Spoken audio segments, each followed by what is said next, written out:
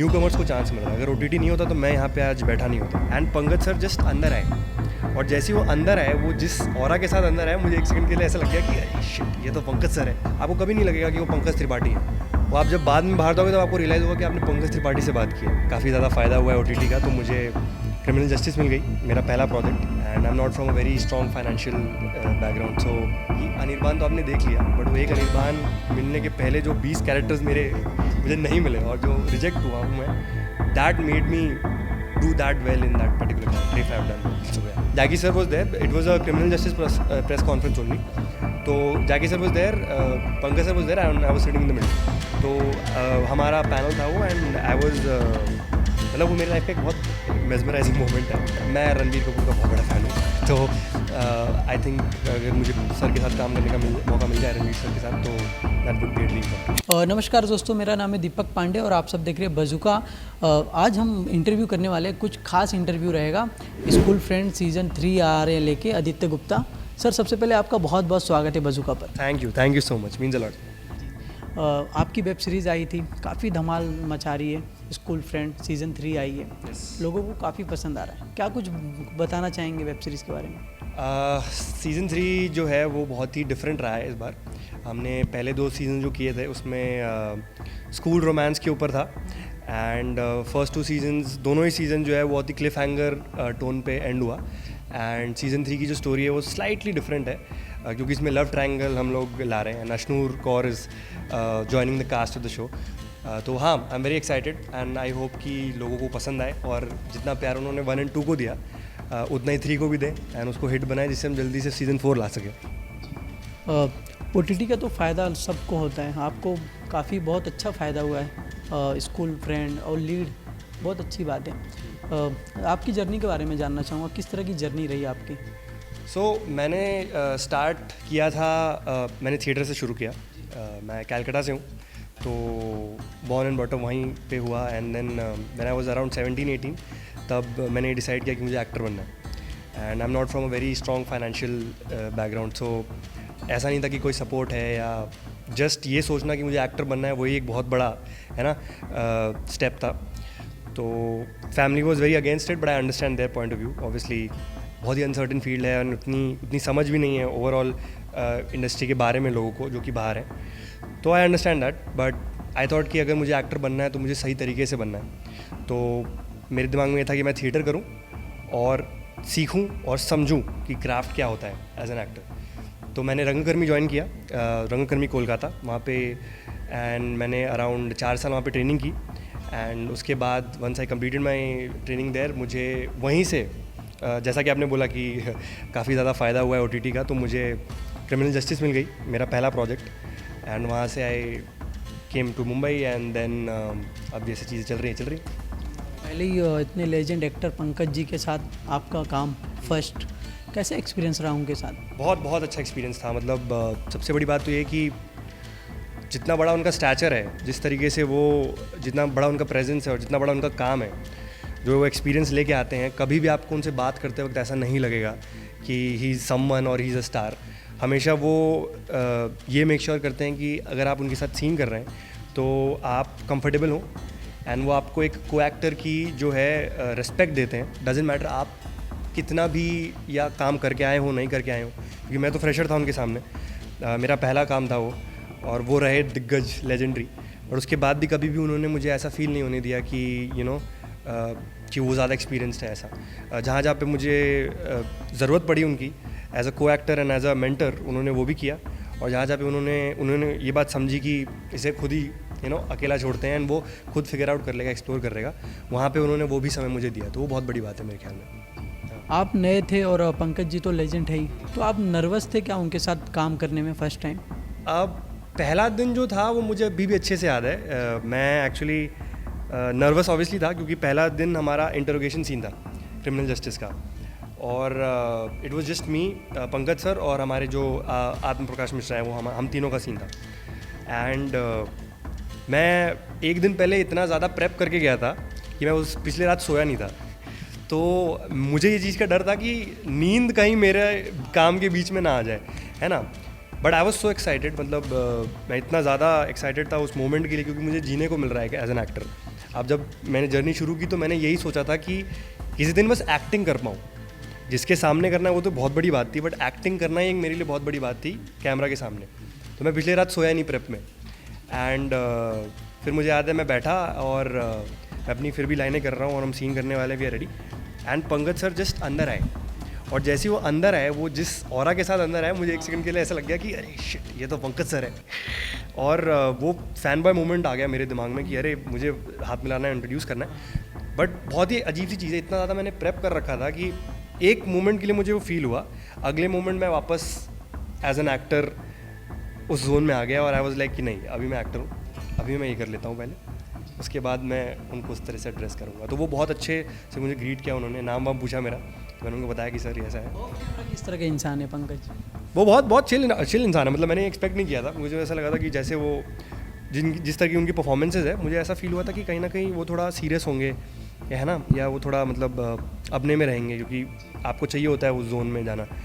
But ऐसा बिल्कुल भी नहीं है, उनको बिल्कुल अपने क्राफ्ट पे होल्ड है और वो बिल्कुल चिल रहता है। मतलब अगर मैं आपसे जैसे बात कर रहा हूँ अभी, आपको कभी नहीं लगेगा कि वो पंकज त्रिपाठी है। वो आप जब बाद में बाहर जाओगे तो आपको रियलाइज़ होगा कि आपने पंकज त्रिपाठी से बात की है। लेकिन वो बहुत ही रिलैक्स करके रखते हैं माहौल, और उनको पता है एग्जैक्टली कि ये ज़रूरी है उस पर्टिकुलर जोन के लिए। अगर वो वैसा ऑरा लेके आएंगे जहाँ पे आप उनको अप्रोच नहीं कर सकते, तो ना उनका काम अच्छा लगेगा ना आपका अच्छा लगेगा। तो वो को एक्टिंग स्पेस जो समझनी है वो बहुत बेहतरीन समझते हैं वो एटमॉस्फेयर सर। OTT को आप किस तरह से देखते हैं? क्योंकि OTT आने से न्यू कमर्स जो है उनको काफ़ी फ़ायदा हो रहा है, आप किस तरह से देखते हैं OTT को? OTT बहुत इंपॉर्टेंट स्टेप है दो चीज़ों की वजह से। पहला तो ये कि जैसा कि आपने बोला कि न्यू कमर्स को चांस मिल रहा है। अगर OTT नहीं होता तो मैं यहाँ पे आज बैठा नहीं होता और ना मैं ये काम कर पाता जो मैं कर पा रहा हूँ। तो OTT होने की वजह से एक न्यू वेव ऑफ एक्टर्स आ रहे हैं जो कि मेहनती हैं, जिन्होंने एक्चुअली में अपने टैलेंट पे काम किया है और जो एक्चुअली डिज़र्व करते हैं वो प्लेटफॉर्म और वो किरदार प्ले करना जो उनको आप देख रहे हो प्ले करते हुए। पहली चीज़ तो ये। दूसरी चीज़, OTT की इम्पोर्टेंस इसलिए है क्योंकि अगर आप OTT का स्ट्रक्चर देखें, आपको 6 एपिसोड, 8 एपिसोड, 10 एपिसोड का फॉर्मेट मिल रहा है एक कहानी को पेश करने के लिए। तो उसमें क्या होता है, एक फिल्म मेकर के पास ना बहुत ज़्यादा स्पेस होता है to explore more story lines, to explore more plots. Character के इन डेप्थ्स जो है वो दिखा सकता है बेहतर तरीके से। फिल्म में आपको वो चीज़ नहीं मिलती। फिल्म जो है वो 2-2.5 घंटे 3 घंटे की होती है मैक्सिमम, अगर आप देखें तो वो लेयरिंग और डेप्थ जो है वो OTT के अलावा आपको कहीं नहीं मिलेगी। So that's very important. School friend आपको डायरेक्ट ऑफर आया कि आपने और उसके लिए भी ऑडिशन दिया? नहीं सर, ऑफर नहीं मैंने ऑडिशन दिया है ना, जैसा प्रॉपर ऑडिशन प्रोसेस होता है। I went through all of that. It was a 3 round audition process and then I got the part. तो हाँ, उस जगह और भी जगह आपने ऑडिशन दिया ही होगा, काफ़ी रिजेक्शन भी फेस करते, काफ़ी आर्टिस्ट फेस करते रिजेक्शन, आपने कभी फेस किया है? Definitely it's part of the process. Rejections as an actor I think it's very important also. अगर आप किसी एक एक्टर की जर्नी ले लो जिसको कभी किसी ने रिजेक्ट नहीं किया है, या किसी इंसान की जर्नी ले लो जिसको कभी किसी ने रिजेक्ट नहीं किया है, तो आई फील दैट वो बहुत बड़ा लर्निंग कर्व है जो कि कभी उस इंसान ने एक्सपीरियंस ही नहीं किया होगा। एक एक्टर होने का एक बहुत इंपॉर्टेंट एस्पेक्ट ये भी होता है कि आप कितना रिजेक्ट हुए हैं। अगर आपको रिजेक्शन मिल रहा है तो आपको ये भी पता चल रहा है कि आप में क्या कमियां हैं, क्या खामियां हैं, एंड एज एन एक्टर आप उस पर काम कर सकते हैं, आप उसको बेहतर कर सकते हैं।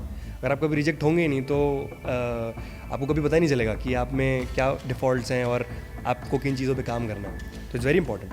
तो हाँ, मैं भी हुआ हूँ and I feel that I have learned a lot from that. I feel that अपने इनिशियल करियर में क्रिमिनल जस्टिस मिलने के पहले जो ऑडिशंस मैंने दिए, या इवन उसको क्रिमिनल जस्टिस करने के बाद जो मैंने ऑडिशंस दिए और जिनमें मैं रिजेक्ट हुआ, अगर मैं नहीं होता तो आगे आने वाले काम मैं उतने बेहतर तरीके से नहीं कर पाता। लोगों को सबसे इम्पॉर्टेंट चीज़ जो है मुझे लगती है कि हमारा काम जो बाहर आता है लोगों को वो दिखता है, लेकिन उसके पहले के जो रिजेक्शंस है और जो मेहनत है वो नहीं दिखता है।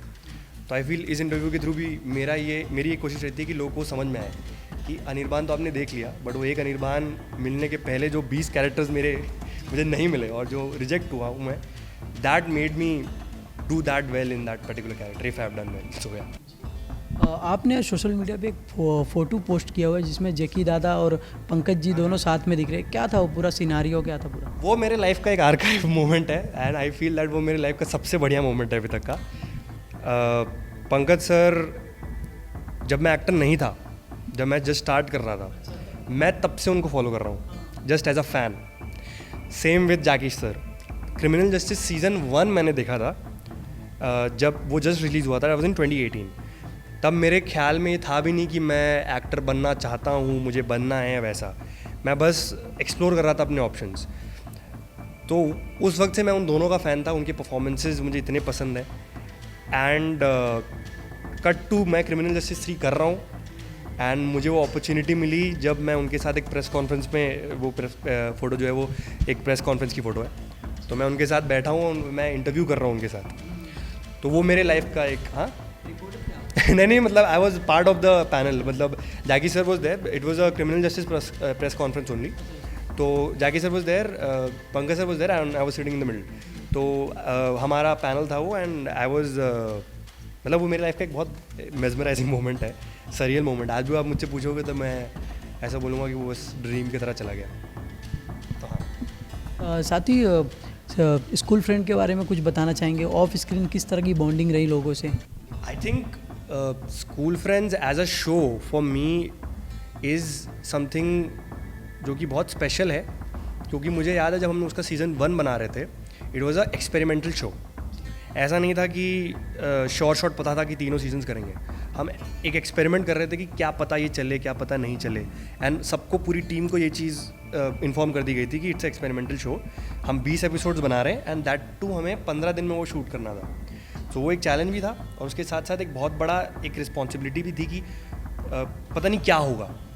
तो हमने उस तरीके से उसको बनाया है। एंड जब सीज़न 1 रिलीज़ हुआ, वो हिट हुआ, उसके बाद सीज़न 2 एंड 3 की बात हुई और वो हमें पता चला हम कर रहे हैं, तो वो एक बहुत ही लाइक सरियल मोमेंट था। तो जब भी आप ऐसा कोई शो बनाते हैं, जब आप एक्सपेरिमेंट कर रहे हैं, आपको पता नहीं इट वुड वर्क और नॉट, तो जनरली क्या होता है, जो टीम है ना वो बहुत क्लोज हो जाती हैं एक दूसरे से, क्योंकि आप एक तो टीम छोटी होती है जब एक एक्सपेरिमेंटल प्रोजेक्ट बन रहा होता है तो, and everybody just remembers everything जो हो रहा है सेट पे, तो वो माहौल बहुत अच्छा बन जाता है। तो मैं तो ये बोलूँगा कि हमारे पाँचों का जो इक्वेशन है शो में, वो रियल लाइफ में भी बिल्कुल वैसा ही है, क्योंकि तभी वो उतना अच्छा और नेचुरली निकल के आ रहा है कैमरा पे।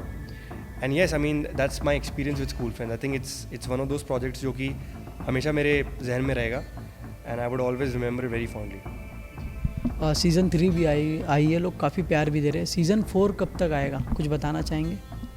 सीज़न 4 वेरी ऑनेस्टली मुझे अभी तक अपडेट नहीं मिली है फ्रॉम द मेकर्स कि हम किस तरीके से आगे लेके जा रहे हैं स्टोरी को भी। They have been talks and I would say that writing process में है एंड आई फील दैट बहुत जल्द आना जाना चाहिए, बट या फिंगर्स क्रॉस्ड, हू नोस। बॉलीवुड में ऐसा कौन सा आर्टिस्ट है जिसके साथ आप एक बार तो पर्दे में आना चाहोगे, बड़े पर्दे पे? बड़े पर्दे पे मैं रणबीर कपूर का बहुत बड़ा फ़ैन हूँ।